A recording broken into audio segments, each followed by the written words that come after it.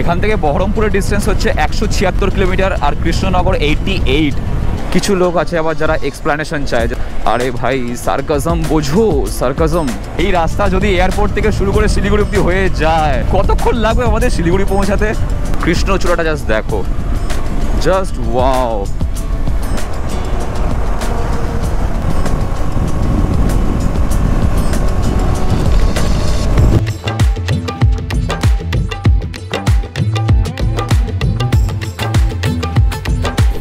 ঘড়িতে বাজে 6:20 আর রেডি হয়েছি খানিকটা এরকমভাবে, নর্মাল শার্ট, নর্মাল প্যান্ট। আর এখন এখান থেকে যাব হচ্ছে চাকদা। বাইকে ফার্স্টে ফুয়েল আপ করাতে হবে। 160 মতন রেঞ্জ রয়েছে। সকাল সকাল আমাদের ফ্রাইডের পেট ভরিয়ে নিয়ে তারপর আমরা আমাদের জার্নি কন্টিনিউ করব। ভেবেছিলাম ঘরে থাকতেই ভিডিওটা শুরু করব, কিন্তু সেটা করিনি। তার কারণ হচ্ছে প্রচণ্ড গরম, আর এই গরমের মধ্যে ফ্যান অফ করে ঘরের মধ্যে ব্লগ করা নেক্সট ইম্পসিবল। তো সেই জন্যে একেবারে রেডি শেডি হয়ে গিয়ে বাইরে বেরিয়ে এসে তারপর গিয়ে ভিডিও শুরু করলাম। জয় বাবা পঞ্চানন্দ।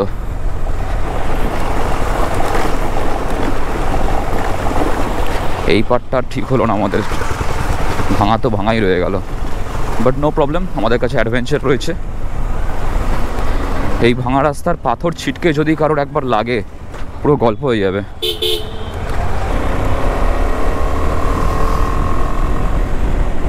পেট্রোল পাম্প খোলা আছে কি না কে জানে, মাঝে মধ্যে আবার সকালবেলা করে এটা বন্ধ রাখে। না, বন্ধ। অসুবিধা নেই, কোথাও না কোথাও একটা ফুয়েল আপ করিয়ে নেবো। শুধুমাত্র আমার এই ট্যাঙ্ক ব্যাগটা নিয়েছি, আর পিঠে ব্যাকপ্যাক রয়েছে। ব্যাকপ্যাকের মধ্যে আমার ল্যাপটপ আর ল্যাপটপের চার্জার, আর এছাড়া ফোনের চার্জার, এই সমস্ত টুকটাক জিনিসপত্র রয়েছে। আর ট্যাঙ্ক ব্যাগটার মধ্যে আমার ড্রেস রয়েছে, মানে গিয়ে যেটা পরবো। ঘড়িতে বাজে 6:23। ভেবেছিলাম যে যত তাড়াতাড়ি সম্ভব বেরিয়ে যাব, মানে বলতে পারো যে 5টা সাড়ে 5টার মধ্যে বেরিয়ে যাব, যাতে রোদটা না লাগে। কিন্তু হয়ে ওঠেনি, ঘুমই ভাঙলেও মা ডাকলো যখন, তখন বাজে 5:20। গুগল পিক্সেল বলছে আজকে আমাদের রাজারহাট নিউ টাউনের সর্বোচ্চ টেম্পারেচার হবে 42 ডিগ্রি সেলসিয়াস। কলকাতায় 42। তবে এবছর এখনও পর্যন্ত কোনোরকম কোনো কালবৈশাখী কিচ্ছু হয়নি, যার জন্য টেম্পারেচারটাও দিনে দিনে আরও বেড়েই যাচ্ছে। মানে বৃষ্টির তো কোনো নামগন্ধ নেই, তার সঙ্গে সঙ্গে টেম্পারেচারের কোনো আপ ডাউনের ব্যাপার স্যাপার নেই। যতদিন যাচ্ছে আস্তে আস্তে বাড়ছে। 40, 41 করে আজকে 42। শুনছি যে খুব শীঘ্র নাকি 45-এও উঠতে পারে। আর এই গরমের মধ্যে রাইড করা মানে তো বুঝতেই পারছো। দাদু একটু দাঁড়িয়ে যাও, থ্যাংক ইউ। তুমি আগে বিড়িটা টেনে নাও, তারপর রাস্তা পার হবে। আমাদের বাড়ি থেকে বা বলতে পারো চিনার পার্ক, রাজারহাট নিউ টাউন থেকে শুরু করে আপ টু চাকদা যাওয়ার জন্য দুটো রাস্তা রয়েছে। আইদার এই সোজা রাস্তা তোমরা ধরতে পারো, মধ্যমগ্রাম বারাসাত হয়ে যাওয়া যেতে পারে। এছাড়া আরেকটা রাস্তা রয়েছে হচ্ছে কল্যাণী এক্সপ্রেস ওয়ে, কিন্তু আমরা সেটা নেব না। এমসের সামনে দিয়ে একটা রাস্তা রয়েছে, ওই রাস্তাটা দিয়ে আমরা না গিয়ে আমরা সোজা চলে যাব এই বিরাটি হয়ে, মধ্যমগ্রাম বারাসাত হয়ে বেরোতে থাকবো। গৌরীপুর কালী মন্দির, এই মন্দিরটা ভীষণ জাগ্রত। জয় মা তারা। সকাল সকাল বাঁদিকে মামু লোক দাঁড়িয়ে গেছে এয়ারপোর্ট চত্বরে, যাকে মনে হবে তাকে ধরবে। এই দেখো লরিগুলোকে দাঁড় করিয়েছে।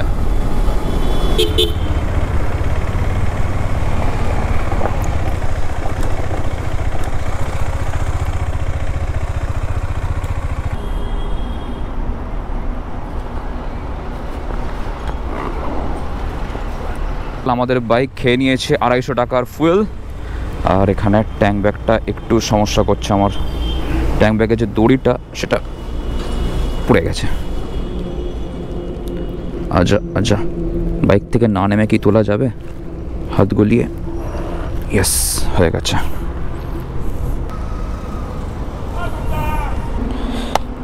এবার এখান থেকে গ্লাভস পরে এগিয়ে যাওয়া যাক।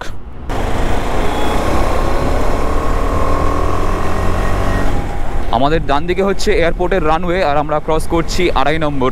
এখান থেকে আমাদের লাগবে অ্যাপ্রক্স ওই 2 থেকে 2.5 ঘন্টা। এবার এই 2-2.5 ঘন্টার মধ্যে সূর্য মামা কতটা আমাদের গরম সহ্য করাবে সেটাই হচ্ছে দেখার বিষয়। 6:30 বাজে। যদি রাস্তা ঠিকঠাক থাকে, জ্যাম যদি না পাই, তাহলে আশা করছি 9টার মধ্যে ঢুকে যাব।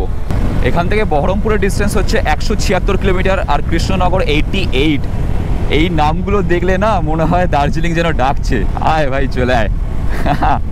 তো দেখা যাক, যদি পসিবল হয় এই গরমের মধ্যে একটা দার্জিলিং। এই কাকা দাঁড়া, এরকম চলে রাস্তাঘাটে বেরোলে ভাই, এই জিনিসটা চলে। সো সো যেটা বলছিলাম, দার্জিলিং যদি মনে করে যে একবার ডাকবো একে, অর্পণকে, তাহলে হয়তো আমি হাজিরা দিতে পৌঁছে যাব। সেটা দার্জিলিং হোক কি সিকিম হোক সেটা দেখা যাবে, বাট পাহাড় সামহাউ ইজ কলিং। যদি রানাঘাট পর্যন্ত রাস্তাটা ঠিক এইরকম হতো না, তাহলে দার্জিলিং যেতে আমাদের আরও অনেক কম সময় লাগতো। প্রত্যেকটা মানুষ একদিনে শিলিগুড়ি কিংবা দার্জিলিং চলে যেত, কিন্তু একটু আগে গিয়ে রাস্তাটা আর এরকম থাকবে না। কেমন থাকবে তোমাদেরকে দেখাচ্ছি, তো ভিডিওটা দেখতে থাকো। তার জন্যে এখন বেশ সুন্দর ঝাঁ চকচকে রাস্তা, 4 লেন হাইওয়ে। একটু পরেই গিয়ে দেখবে যে সব এক জায়গায় হুমড়ি খেয়ে পড়েছে, এত গাড্ডা রাস্তায়। চাকদার আগে বড়জাগুলি ওই সমস্ত জায়গায় তো তাও রাস্তা একটু কাজ চলছে, এখন ভালো কন্ডিশন। রানাঘাটে ভাই ওটা কি, লাস্টবার যারা আমার মুর্শিদাবাদের ব্লগ দেখেছো তারা জানবে। ফেরার সময় আমরা এই রাস্তাটা নিয়েছিলাম, আমি আর সৌরভ।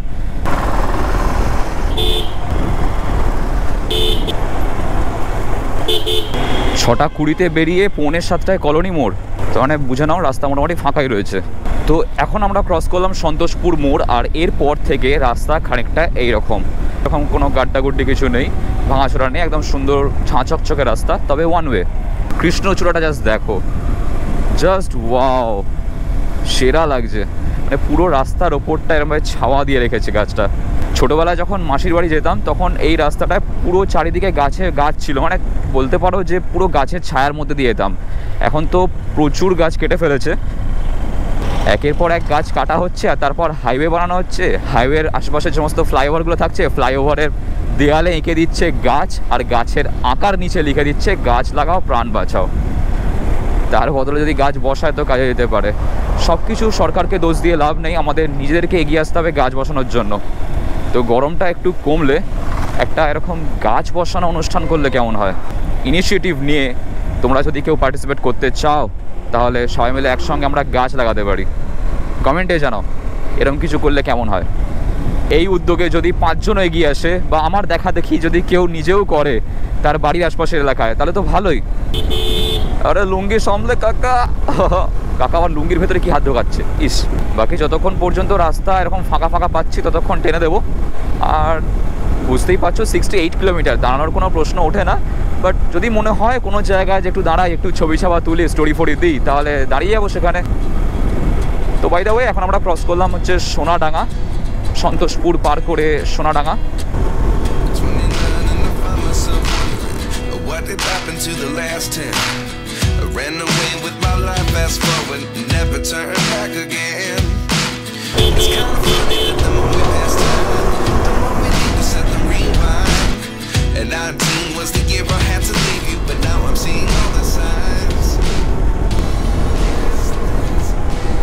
এইরকম রাস্তায় সবচেয়ে বড় প্রবলেম হচ্ছে এই ওভারটেকিং করাটা।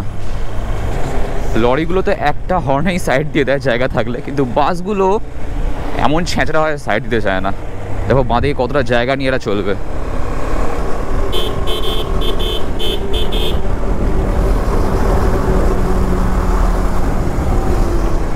বাস সাইড দেবে না, কিন্তু এভাবে সাইড আদায় করে নিতে হবে, নাহলে পেছন পেছনই আসতে হবে। This stunt has been done by professional, so don't try this at home. এই ডায়ালগটা আমি এর আগে বহুবার দিয়েছি, এই প্রথম নয়। কিছু লোক আছে আবার যারা এক্সপ্লেনেশন চায় যে দাদা হোম বলতে বাড়ির মধ্যে কীভাবে ওভারটেক করবো। আরে ভাই সার্কাজম বোঝো, সার্কাজম। ওগো দেখতে দেখতে হঠাৎ করে যদি কেউ ইউটিউব খুলে ফেলে তখন গিয়ে এটাই হয়। কল্যাণী, রানাঘাট, শিলিগুড়ি সব সোজা। রাস্তা দেখো ভাই, রাস্তাটা জাস্ট দেখো, ফাইনালি সেরা ভাই সেরা। এই রাস্তা যদি এয়ারপোর্ট থেকে শুরু করে শিলিগুড়ি অব্দি হয়ে যায়, জাস্ট ভাবো যে কতক্ষণ লাগবে আমাদের শিলিগুড়ি পৌঁছাতে। ওপরে দেখো বোর্ড দেওয়াই রয়েছে সোজা শিলিগুড়ি। ওয়াও,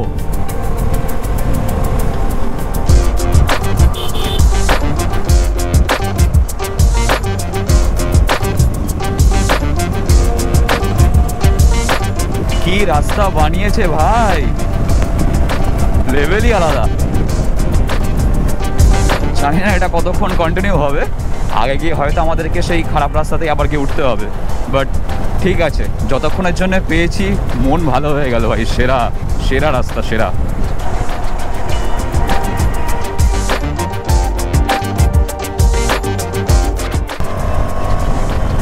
সাইড তো পেলে, ভাগাও এবার। হর্ন তো বাজিয়ে রেখে দিয়েছিলে, তোমার দৌড় তো এই 60। কিছু পাবলিক আছেও মায়েরই, যেখানে দেখবে গাড়ির জ্যাম যানজট সেখানে হর্নটাকে বাজিয়ে রেখে দেবে। আগে গিয়ে বাঁ দিক দিয়ে একটা রাস্তা রয়েছে যেটা কল্যাণী হয়ে চলে যাচ্ছে, কল্যাণী এইমসের জন্য যে রাস্তাটা। আমরা চাইলে বিরাটি থেকেও সোদপুরের রাস্তা হয়ে কল্যাণী এক্সপ্রেসওয়ে ধরতে পারতাম, কিন্তু আমরা ওই রাস্তায় ঢুকিনি, আমরা সোজাসুজি চলে এসেছি বিরাটি হয়ে। এই যে বাঁ দিকে এই যে রাস্তাটা, এটা হচ্ছে কল্যাণী এক্সপ্রেসওয়ে, এই সোজা চলে যাচ্ছে।